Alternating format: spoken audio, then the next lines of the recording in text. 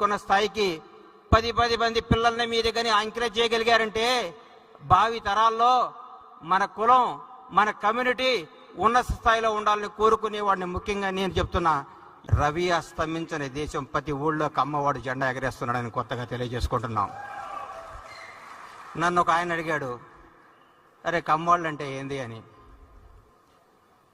ఉదయాన్నే సూర్యుడితో గొడవ పడుతూ ఎప్పుడొస్తావని లేపేవాడు, అవసరమైతే సూటు ఇప్పి నాటేసేవాడు, ఆకాశం వైపు కసిగా చూసేవాడు, అవకాశం కోసం ఆశతో ఎదురు చూసేవాడు, నిజాయితీగా మాట్లాడేవాడు, ఎంత కష్టం వచ్చినా ఆత్మాభిమానాన్ని తాకట్టు పెట్టకుండా విజయం కోసం పోరాడేవాడు. నూనూగు మీసాల వైపు తిప్పుకుంటూ నేను సాధిస్తాను అని తపనతో పరిగెట్టడానికి చిరుతలా పరిగెట సిద్ధంగా ఉన్న యువకులు ఉంటారు చూడండి, అదే